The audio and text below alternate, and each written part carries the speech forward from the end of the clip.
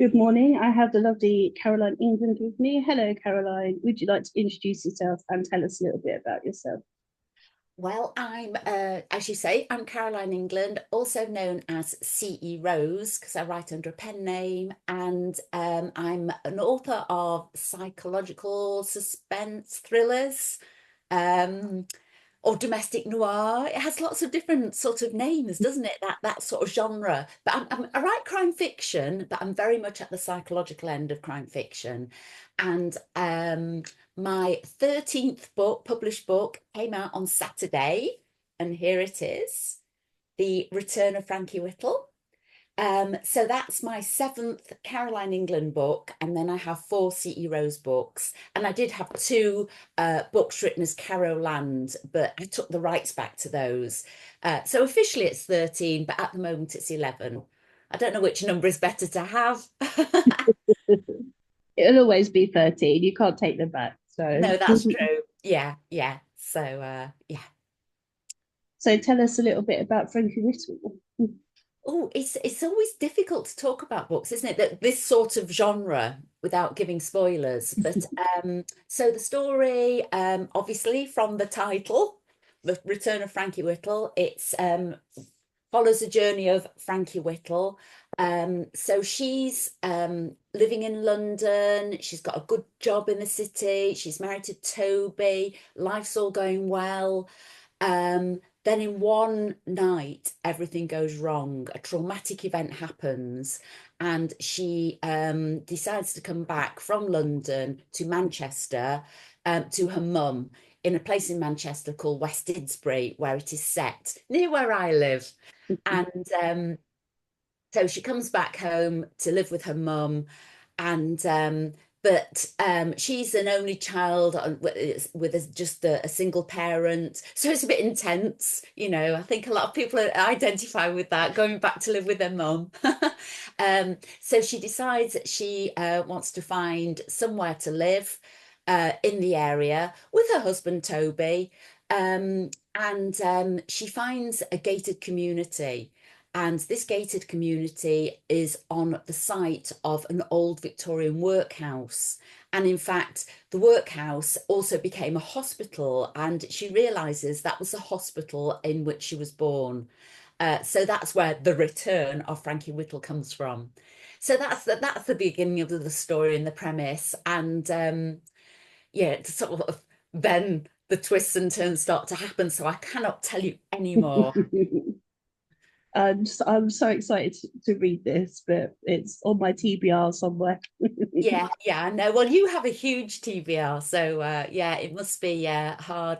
How do you find actually sort of paying attention to the book when you've got huge? Do you find, oh God, I'll have to rush this, or are you quite good at disciplining yourself? I think I've always been a quick reader anyway, so the only thing for me is the names. I can remember the story when I need to review it, but the names go. I can't remember Yeah. them all the time. I have to go back and check them, which drives me insane because how can I close a book and forget the names? So just yeah, I can remember. Luckily, I'm not too bad with the details, but the names are they're just gone. It Do you infuriates. mean, do you mean the name of the characters or the name of Yeah, the book? yeah, the name of the characters, they're just gone I know. completely. It's funny, isn't it? But Yeah. I'm even like that about book titles. When wait, which is why you're not allowed to ask me where they go, what is your favorite read? All-time read sort of thing, or name a book that's really blah blah blah. I can obviously we've all read tons of books, but remembering one, it's really tricky, isn't it? I know, especially when you put on the spot as well. Every book you've ever read just suddenly disappears from your head. So Yeah. yeah. Well, it's like last night I was asked in a chat to name four people who you'd invite to a dinner party, dead or alive. And fortunately, I was asked the question in advance, so I could think about it. But even then, I was thinking, I don't know who. But I had to do an internet search, and basically it said you're asked this question by employers interviewing you because it shows a lot more about you, about your values, your beliefs, psychological aspects of you. So I was thinking, oh my word, this I know. apparently, well, I suppose, yeah, who you choose, you know, like maybe if you said, oh, I'll have Donald Trump because he's such a nice guy, maybe that's not the right thing to say. Yeah, I guess. Sorry, I'm getting off the subject now. I always do this, No, don't that's I? fine. Can't control this woman. Get her back on track. I'm intrigued who you did choose. Do you remember who you chose? Yeah, I've got it written down still. I chose actually, well, went and said to my hubby, I said, who would I invite? And I said, don't tell me who you would invite. Who would I invite? And he went, Hugh Grant. And I went, yeah, Hugh Grant. I mean, I know he's not everyone's cup of tea, but I just feel as though he'd be a really good dinner guest and have lots of interesting stories. And he's very good at telling those anecdotes, isn't he? Yeah, he is. So Yeah. he was one. And who else was? Joanna Lumley, because I just think she's great. Um, and who else did I go? Well, I thought Graham Norton, because I was thinking my process was who goes on the Graham Norton show, who's good and personable. But then I thought, what about Graham himself? I bet he's got loads of interesting stories, you know. He'd have to dish the gossip though, wouldn't he? So yeah. I like the sound of this dinner party. It sounds Yeah, well, amazing. you can come. Donna Morfitt's going to come and join this dinner party. I'd be so in awe of those people, though. My goodness. Yeah, my You know, heroes. it's funny though, isn't it? How you know, even these famous people, they're just human beings, aren't they? Because you know so many people, don't you, in the crime writing community? You know, some really top authors, and you know, you could be intimidated by them, but you're friends with them now, so it's amazing, isn't it? Yeah, and it doesn't feel strange. It just, it's just one of those things that, like you say, they're just people. So, and the first time I went to Harrogate with Sharon, um, she was completely fangirling over Mark Billingham. But I'd known Mark a little while by then, so Mark's just Mark, and Yeah, yeah, that's just Mark. yeah. So yeah, that's sort of. I think it made me realise how strange my life could be sometimes. Whereas and the first time I met Ian Rankin, I was just sitting at breakfast at Harrogate and I was on my own and he just walked past and said, good morning. And I was like, Ian Rankin said, good morning. And now I'm just like, oh, hi, Ian, you're right. Well, the first time I went to Harrogate, and I was like you, sort of like, oh God, yeah, and Ian Rankin photobombed a picture. Someone was taking a picture of me and my friend, and he photobombed. And I thought, oh, that's so nice. You know, he didn't know us from Adam, but he just obviously thought it was funny. So I got that picture. I think that's a great one. Yeah, that's lovely. I love that. That's awesome. Have you fangirled any over any authors you've met? Well, I suppose just Lee Child was there that same year, and he was so lovely because I sort of went up with my book and sort of said, "Oh, you know, sort of thing." Could I give you a copy? And he went, "No, let's have a photograph." And he was so lovely about it. And yeah, it's just really nice, isn't it, when people are just so friendly, and just all the people I'd read up to then, when I didn't even think about being an author, people like Val McDermott and Ian Rankin. And then you meet them. It's incredible, isn't it? Yeah, yeah, it's a special thing, isn't it? You can't even really describe it to people that aren't in the book world. They just don't understand. But it's Yeah. just awesome. I wonder whether, do you think actors would be the same? You know, if it's your favorite crush sort of thing. I wonder, I'd be like, I don't know if I'd like dare go up and talk to an actor. It feels different somehow, because at least as authors, we've all got something in common, haven't we? Yeah, definitely. Yeah. um, what's your writing process? Do you have like a set daily writing process? Not really. It's just I just when I'm not doing something better sort of thing, I just come here in my study where I am now and just do whatever needs to be done. And as you know as well, it's not just writing, is it? It's obviously the whole editorial process, etc. Plus social media, um, plus yeah, all that sort of admin stuff, which takes ages, doesn't it? Sometimes I just like just to I mean, I think some authors say, right, I'm not going to do anything. I'm just going to have a writing day. But I get distracted by things. And then you suddenly get an idea and think, oh, yeah, you know, it's like at the moment with Frankie Whittle just being newly out. my mind's constantly thinking of, oh, I could post this there, or I could try and nobble someone there, you know, sort of thing, and or bug someone here, or bug poor Donna and say, Donna, can I come on, please, and chat to you, that type of thing. So yeah, but I mean, I do, but I'm not a great sort of disciplinarian, because I feel as though if I said I've got to write so many words and I didn't, I'd be cross with myself. So it's better not to set the. It's like New Year resolutions. I never do them because I know to break them. So Yeah, I don't believe in them really. If you want to change, if you want to do something, do it whenever. yeah, yeah, Do it on a random Thursday in March. You know, it doesn't matter, does it? It doesn't have to be the 1st of January.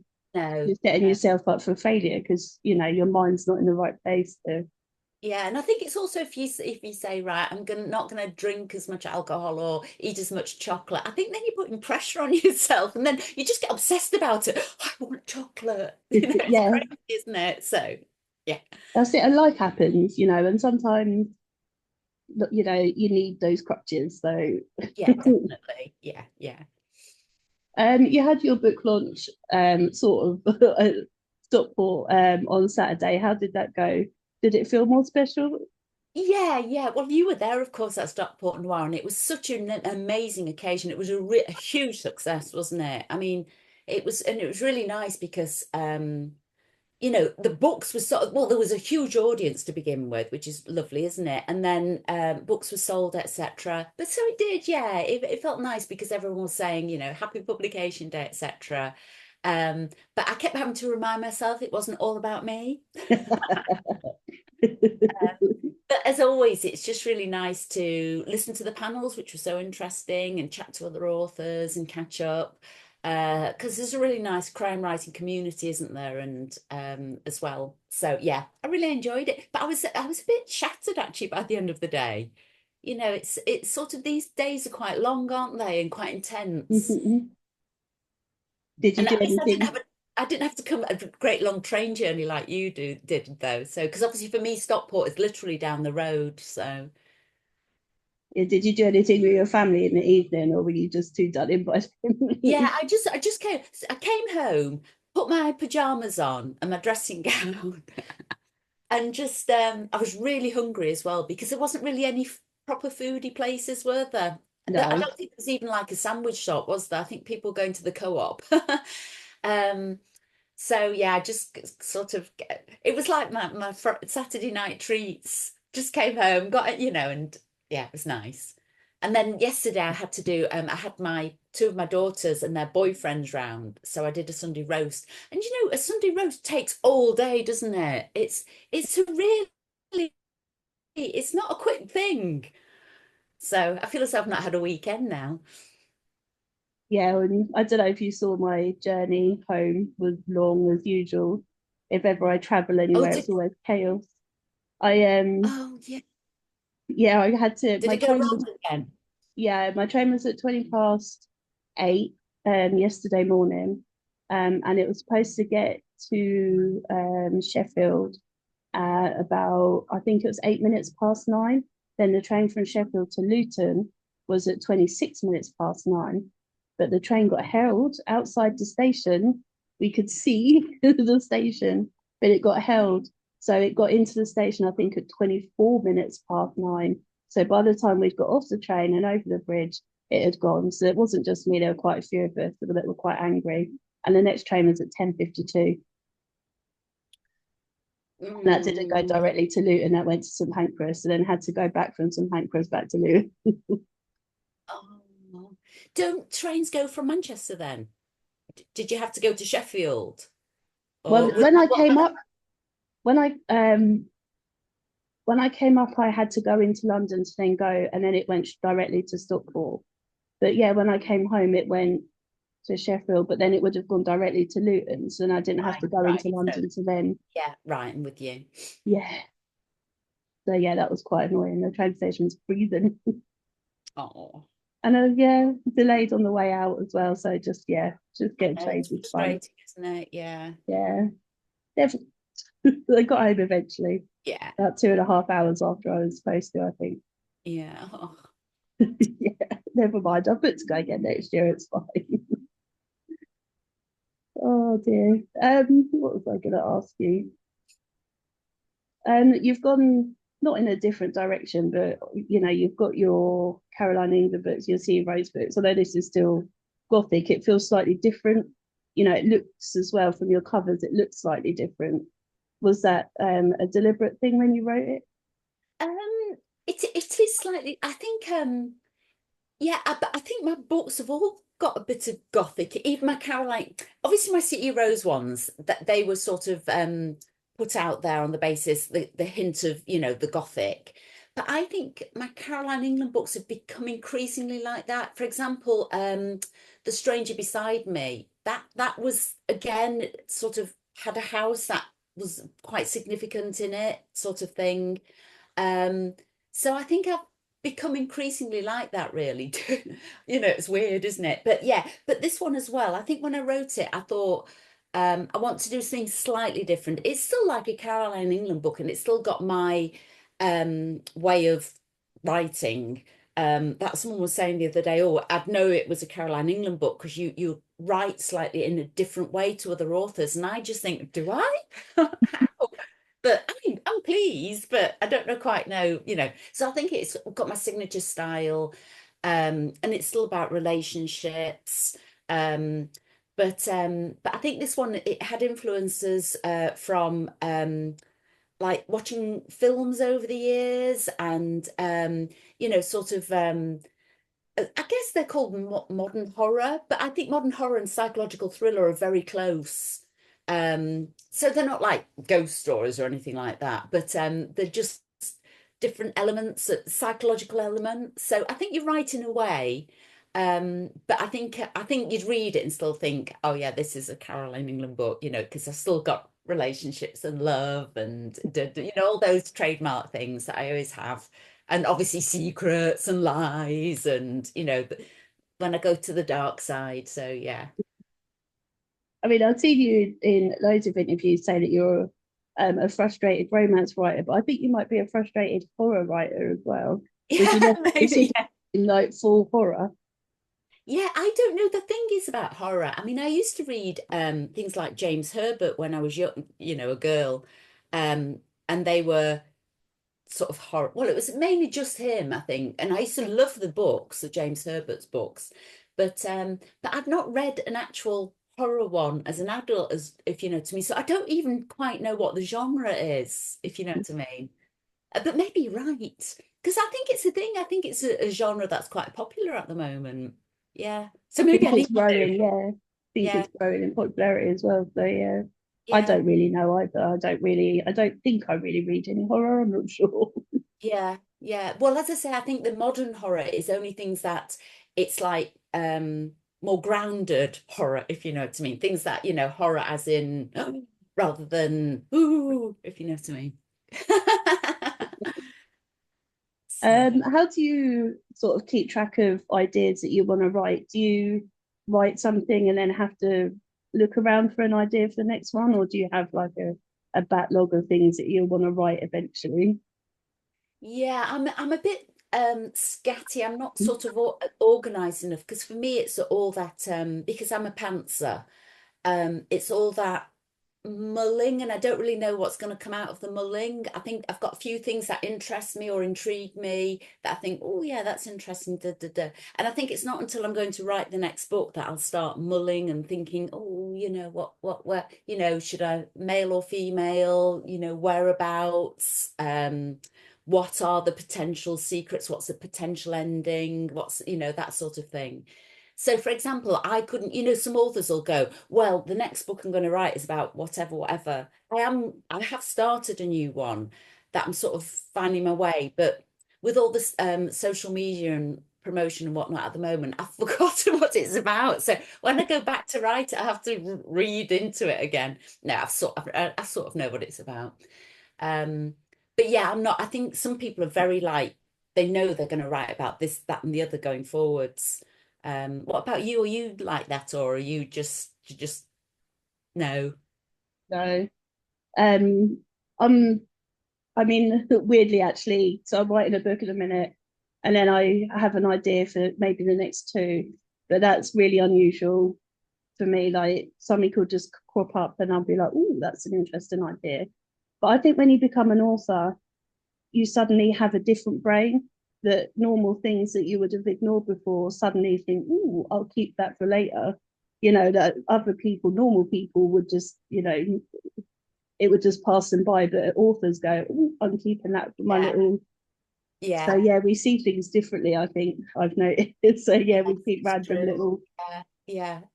We've got weird minds. I mean, I've always Lots of had a weird sleep. mind. No, Yeah, just writing actually has an outlet for it, which is great. no, it is. It's lovely. It's a creative thing, isn't it? And it's just it's like everyone's break. Like it's like people who are great at maths. You just think, wow, how can you just like? But their mind is wired just to be able to understand. So Yeah, that blows my mind completely. Doing yeah, massive sums in their head. Wow. Yeah. yeah. So. Yeah, it's incredible. How do you choose character names? Oh, with difficulty, because Yeah. I'm a bit again. I get stuck, and I do over there actually have what's it called? First names, just a little book, but they're all a bit bizarre in that. It was one of those little cheapy books. I should get a more expensive one. So I sort of like look at my bookcase, and and I'm sort of and I found actually. I've reused quite a lot of names, not for main characters. Although I notice I use Kate and Katie without re so they're quite close. But some names I realise afterwards that I've used them before. How about you? What do you do?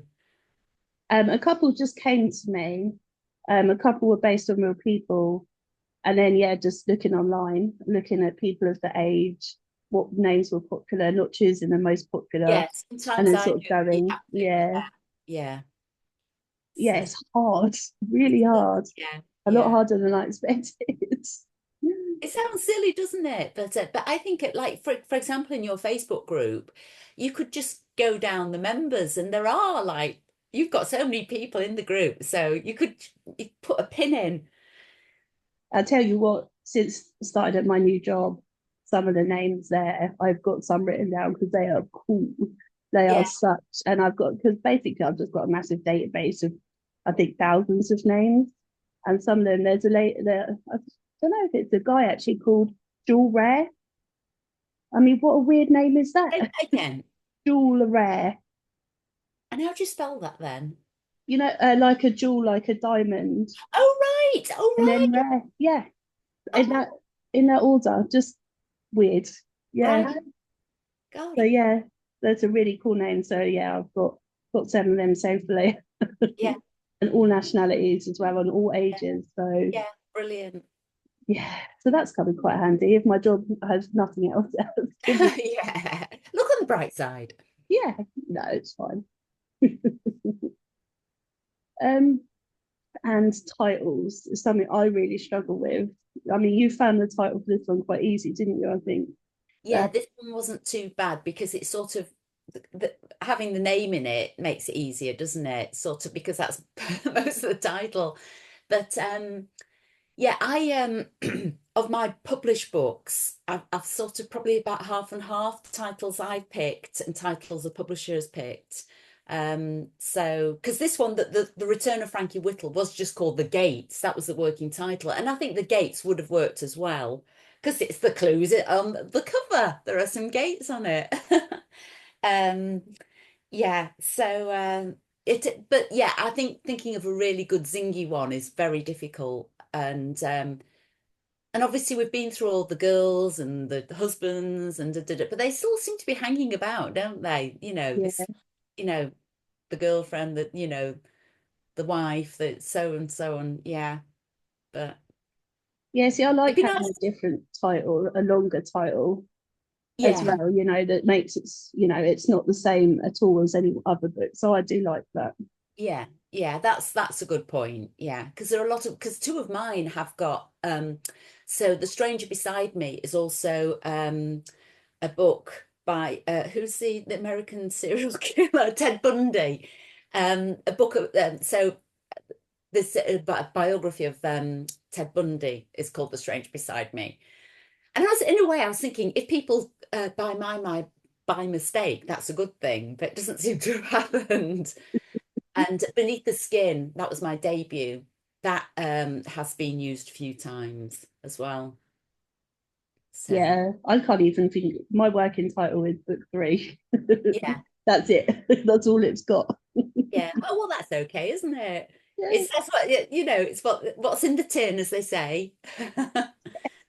Well, I mean, obviously, book two hasn't gone anywhere yet, but if the title sticks, it wasn't my choice again. So the first one was chosen by one of my friends, and then the second one was brainstormed at Bloody Scotland, I think. So Oh, again, it's not my excellent. choice. Oh, good. That's a good thing to have some brainstorming, Yeah, Yeah.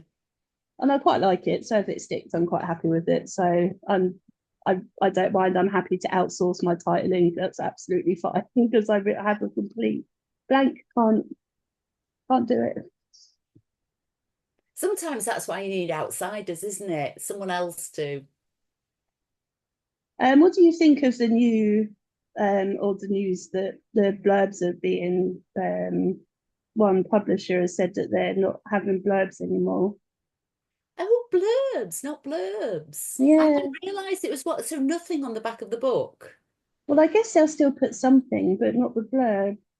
Oh, right. I did read about author quotes that they were going to not bother with author quotes. And I saw that debate. But, well, that doesn't bother me because I hate blurbs because I think they give too much away. I'm one of these people, it's like, don't tell me, and someone will go, oh, watch this really good drama. And I'm going, yeah, right, no, don't tell me. And they go, oh, it's not a spoiler to tell you, but I don't want to know anything. And so I'm sort of like go to the loo halfway through a conversation because people do tend to tell you too much because they're so enthusiastic and they go, oh, and I'm like, no, no, no, no. So I'm happy about that. But having said that, for this book, Betray Her, this was, I think, something like my third book. They decided to go for an intriguing blurb and hardly put anything on it. And I think that was probably a mistake because I think more people might have bought it had it had more. So it just basically says, best friends forever. That's the pact you made. You'd do anything for her, and you have. But she's always had it all. So it doesn't really tell you anything about the story, except it's about best friends. And then it's if you could take it for yourself, would you? Um, so I suppose it sort of gives you the hint that it's about best friends and maybe betrayal type of thing, but well, obviously betrayal. Um, but I wonder whether people actually wanted to say, a little bit about it. Yeah. But so I was pleased that they tried that, but I'm not sure if it worked, having it very vague. So Yeah, I mean, for me nowadays, I'm not bothered about a blurb because I get given a book and I read it, and the blurb doesn't really yeah, matter. So, yeah, but if I was going into a supermarket and picking up a book, then I'd want a blurb. I think I'd want to know what I was going to read. If yeah, I'm a little spending money, then something. Yeah, yeah, yeah, that's it's interesting. I didn't know that. yeah. I mean, it's one of the big five. I can't remember who, but yeah, I mean, it's interesting. It would be interesting to see what Yeah, happens and if the others follow. But yeah, yeah. yeah, I didn't write mine either, so I'm grateful. Yeah, no, I think blurbs are hard as well, aren't they? I mean, these sort of marketing people are really good at just knowing what. Um, but I do think a lot of the book covers end up looking a bit generic Yeah, because obviously but they must know, mustn't they, what sells? And maybe they feel the reading public see something similar and think, oh, I like that book, so I'm going to like that book. But it's a shame, really. I'd like a bit more originality. So, yeah. See, I completely agree. And these publishers assume on our behalf, but no one ever yeah. asks us. No, We that's true. never. And some of the most popular books have got the most unique covers, like Strange Sally Diamond by Liz Nugent. That was quite a different cover, Right. and that's the only one I can think of off the top of my head. But that was something. I mean, the story was out there, and the tagline was cool as well. But they aren't the generic that we see in the wives and the husband of the mistress and whatever these basic titles and stuff. They really do seem to have gone with that in a minute. But Yeah. I know authors get frustrated, don't they, where they'll have like a character on the front of the book, and they go, but there isn't even a character like that in the book, or they won't even have the woman or the man or the child looking like the child in the book, like they'll have different color hair or be a different age group or whatever. And but I don't know, maybe it's cost as well. Maybe it's cheaper just to, do some, who knows? It's a Yeah. mystery. Well, it, The whole publication process of the big ones are a mystery to me. But anyway, yeah, well, yeah. It's a brutal industry anyway, isn't it? So it is yeah. very brutal. Yeah, no, it is. It's sort of, Mhm. yeah, I mean, the authors who sort of survive and carry on being published, they're very much the lucky ones because so many people fall by the wayside, don't they? It really is tough. So Yeah. What someone say on Saturday, you have to have rhino hide or something, which is it's pretty true. spot on, yeah. Yeah, yeah. Because they seem to want either celebrities or debuts, and that's like the middle one, the great big middle section. And I think some authors who've written a few books feel, why don't they support the authors they know that can write well and are doing well, but they sort of seem to lose interest in that, you know.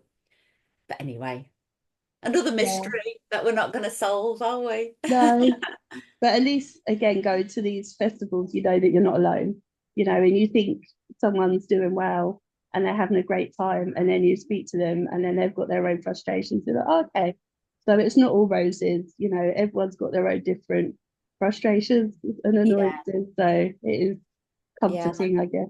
Yeah, definitely. And it's interesting, isn't it? Because you don't, until you speak to someone you don't know, you just see all the posts we all have to do to try and promote yourself. Mhm.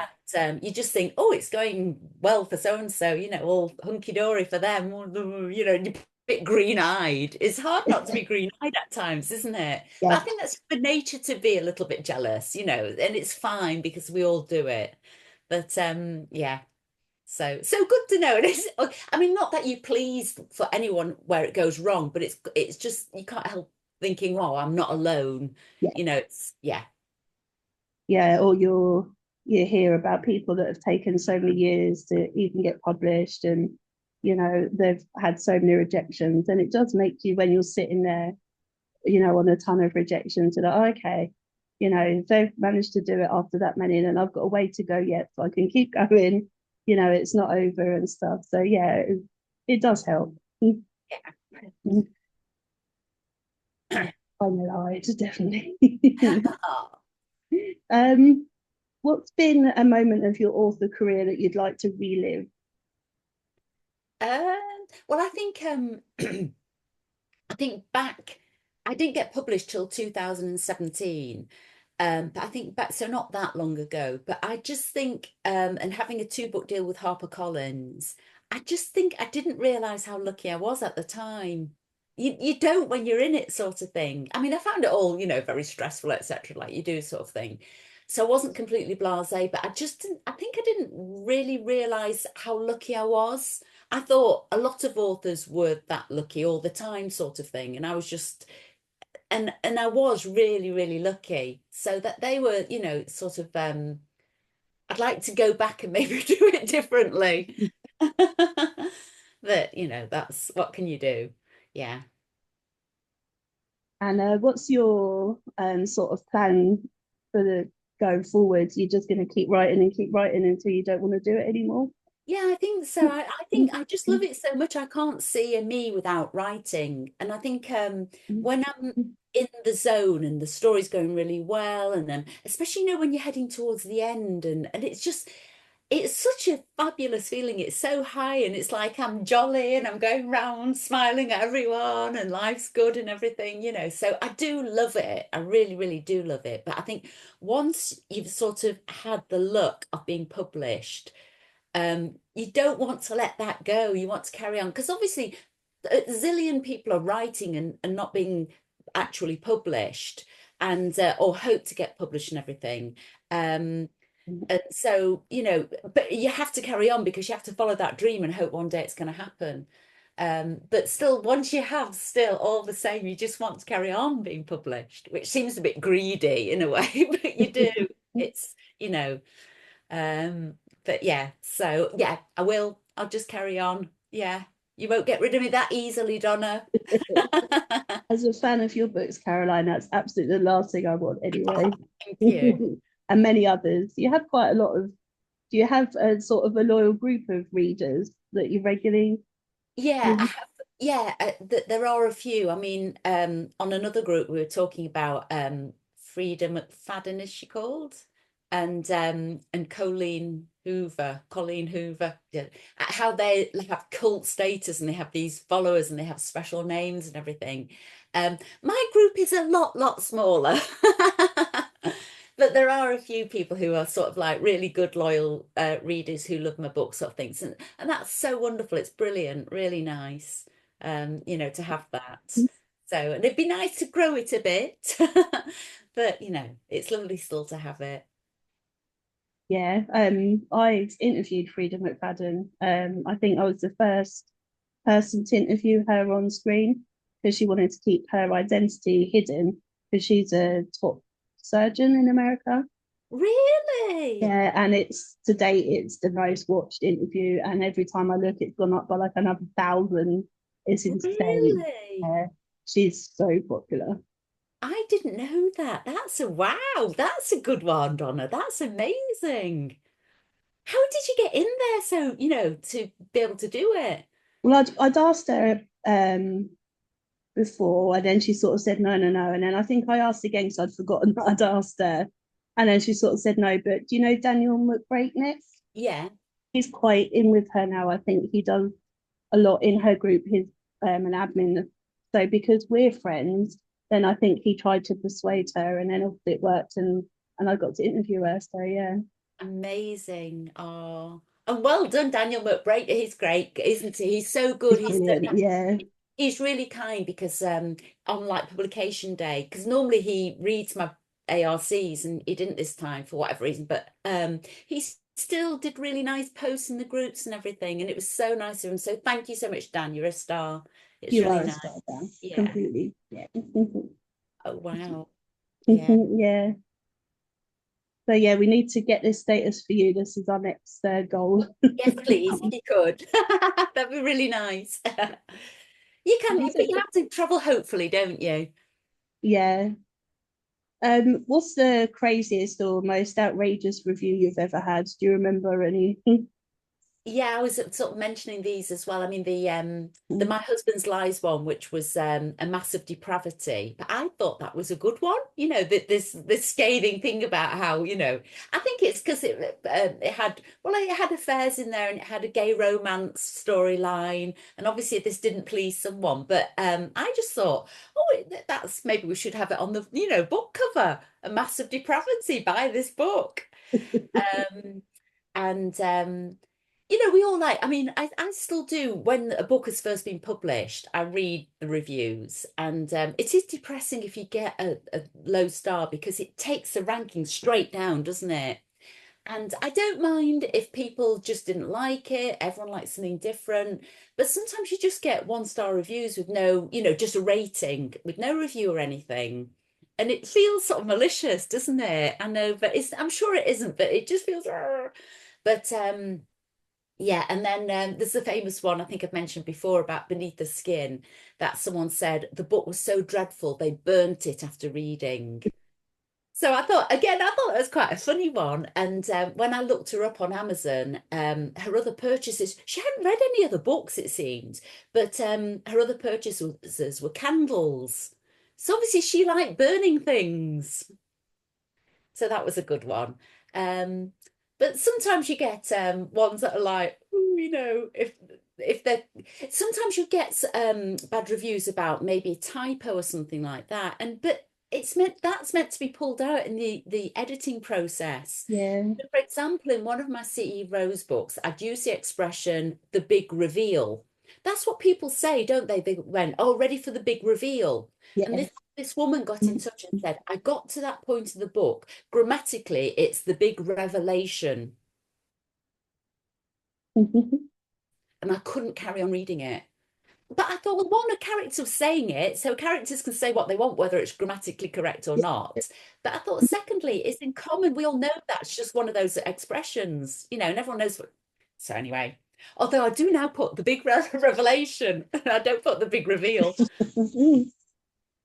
So Oh, yeah. people, yeah, yeah, like, you'll never please everybody, but you, Yeah, I think it's fair enough. We all like different things, different books. Some people like them more than others. And we do as authors, don't we? We do say to readers, please, please, please review.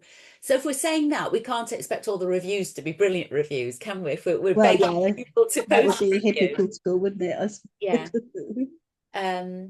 Because people, it's funny, isn't it, how some books do get a load of reviews really quickly, and I feel as though is it at the end of the book it goes please review to remind them or whatever, but um, yeah, my husband's lie's got a fair number of reviews, but my others don't seem to have millions. So if you'd like to review any of my books, please, people. Obviously, Yeah, hopefully. I know mine. I mean, mine's not too bad, and I think I got more than some debuts, but it's hard work trying to get people to review. Yes, And it's a shame it matters, isn't it, in a way? But it does matter. yes, Yeah, so yeah, it really does. So how did Frankie Whittle get on Saturday?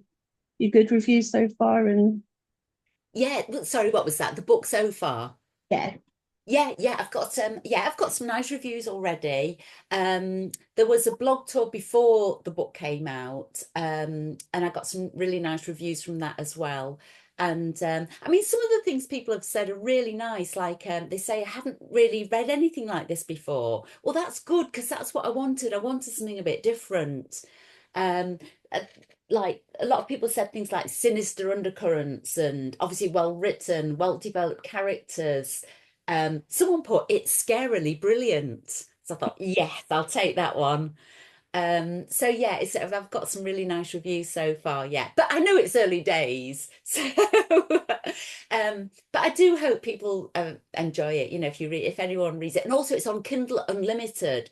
So if anyone does Kindle Unlimited, I've never done that myself, but please do buy it because if you're already on it, you've already paid, haven't you? So you may as well download my book and give it a go.